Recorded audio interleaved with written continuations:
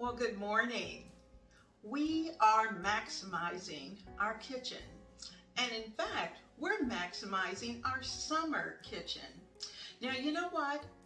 During the summer, our pace changes. It slows down a bit.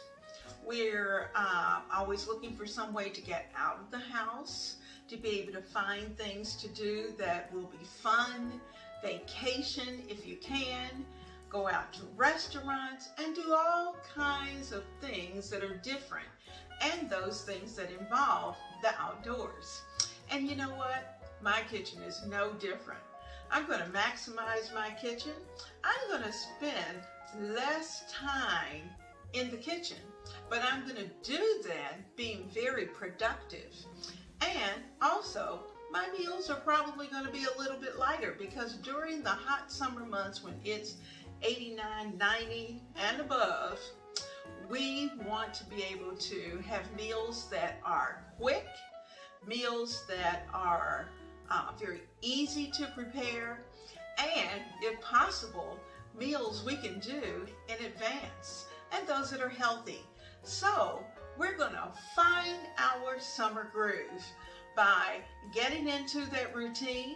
We have some of the plans already made because after all, we're planning. We're trying to do it 1 month at a time and trying to cut the number of times that we go shopping. So let's get to it.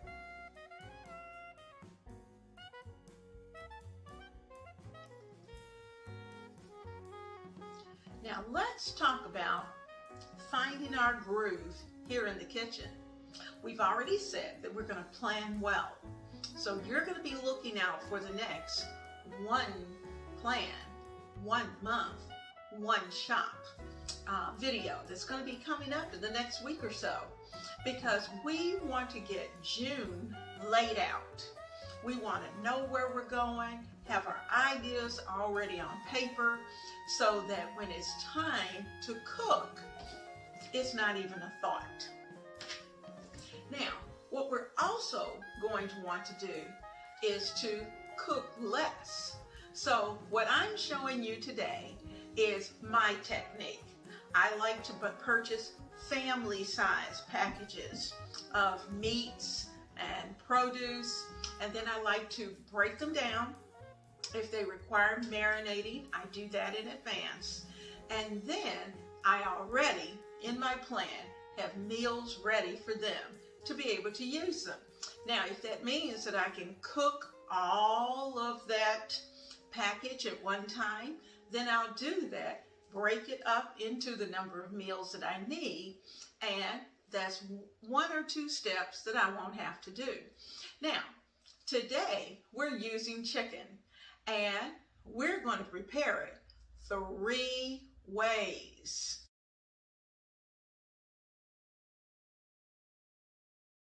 Pack of chicken that I'm going to break into 2 Ziploc bags.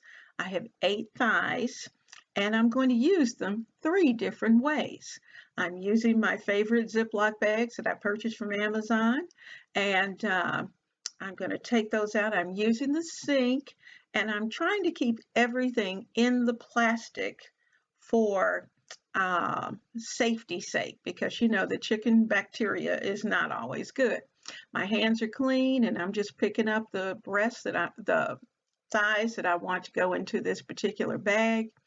And what I'm planning is to be able to prepare each packet of meat differently. Now, I'm setting that aside for the moment. I'm going to go ahead and get the others put into their bag, and then I'm going to put them into a brine. Now, I'm going to do something just a little bit different. I'm going to add baking soda to each of the bags so that, number one, should I decide to oven fry or to oven grill or even top grill the chicken breasts, the skin is going to be nice and crispy. And the good thing is I didn't have to fry it. So that's going to be one of the ways that we're going to prepare it.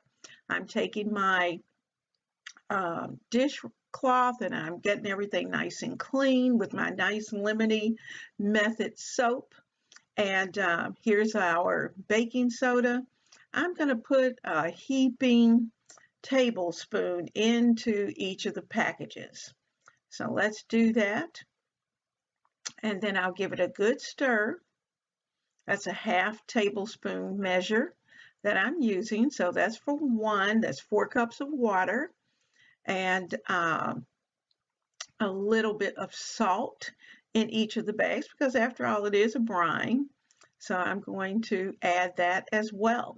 So our meats are going to be well seasoned. I probably will not have to add much salt to the recipes once I start to put them together for their actual meals. Now I'm stirring this because I want it to mix well, so when it gets into this package, the package is going to be sealed, it's going to be refrigerated. I could have even done this in advance and put them into the freezer in the brine, and when I thawed it, I could have it already done, and you could certainly do that.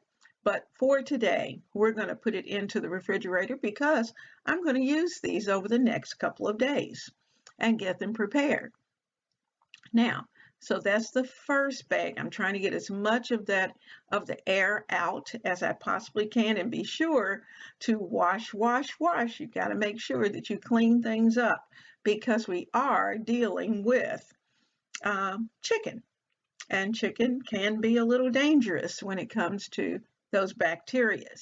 Now let's put in 4 more cups of water for the second bag, and I'm just going to repeat the process of putting the baking soda and the salt into the water.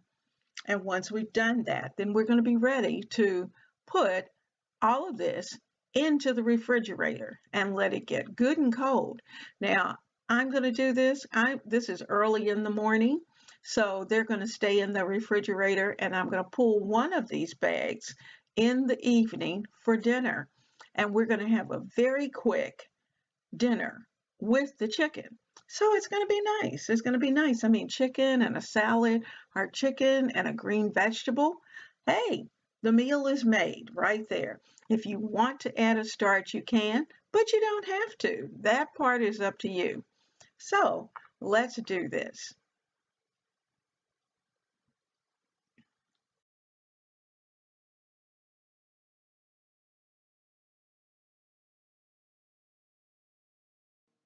There is nothing healthier and nothing more delicious than stovetop grilled chicken. And that's what we're going to do. Now I've taken my griddle and I have it on the griddle side, and I'm just checking the heat level because as you can see, I've already oiled it. I just took a little bit of Crisco and ran it over the grill top so it could get nice and hot. So I want to make sure it's in place because when I place that chicken onto this grill, I want it hot and sizzling. So I'm just checking with my hand to make sure that it is as hot as I would like for it to be. Now you notice that's one thing about the grill top is that this particular stove has a center for that, but the corners have a tendency to stay rather cool. Now here's the chicken that we prepared this morning and placed it into the marinade. And what I'm going to do is to just pour that marinade off. I guess we could call it's brine. We're going to pour that off because we won't need that. I'm going to place it on some paper towel. Make sure you get all of that out. And then you'll want to clean your sink very, very well. So I'm really taking the time to get the juices out of there so that we can start to dry this chicken off, because we want it dry. We want to get good grill marks. So you'll notice that I'm putting down several layers of paper towel. I'm going to have some for the bottom as well as some for the top for the sake of my hands. So I'm going to use tongs, and I'm going to place the chicken onto the paper towel. And we're going to Then take the other paper towel and we're going to dry it and just press down on it. So let's get those out.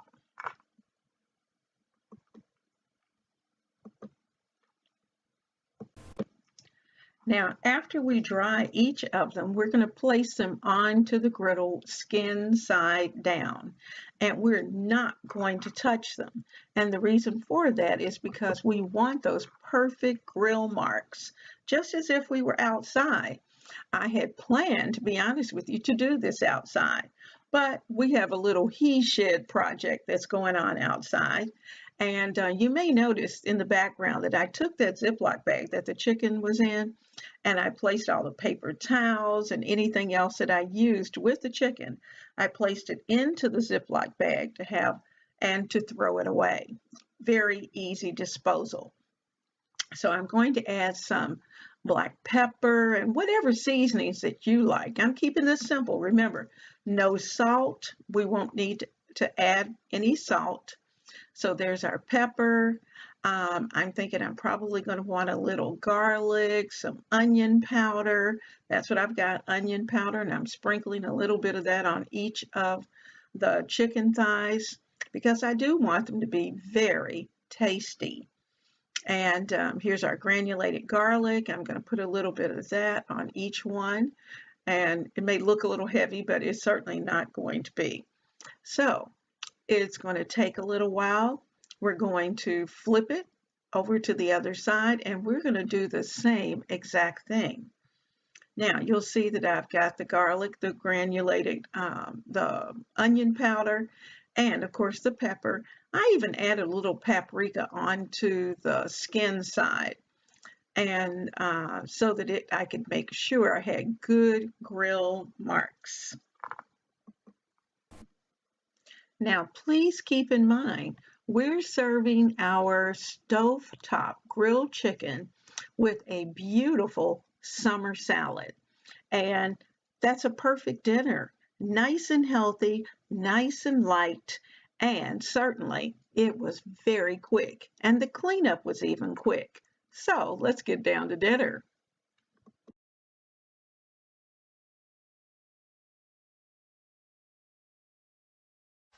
It's a really busy day here in the kitchen. And yesterday we marinated a large family pack of chicken thighs. And it's only two of us. So because of that, we're going to get quite a few meals out of it. Now today, I'm taking out the second package. Yesterday we used the first package. We stovetop grilled the chicken thighs, and they came out so pretty. And those skins were perfectly crunchy and crisp like we like, where it really reminds you of being fried, but they're not. And so that was healthy, as well as served a nice healthy salad next to it. Now today, what we're going to do is to actually use the crock pot because we are going to be moving around quite a bit. And I'm going to place the second pack of chicken thighs into the crock pot. Later on, I'll pull it and use two forks and pull it apart. Add a little bit of barbecue sauce, and we're going to have barbecue sandwiches and a beautiful tossed salad. I'm going to prepare chicken in the crock pot, and while that's not difficult, we want to make sure that you know some of the things that I placed in mine.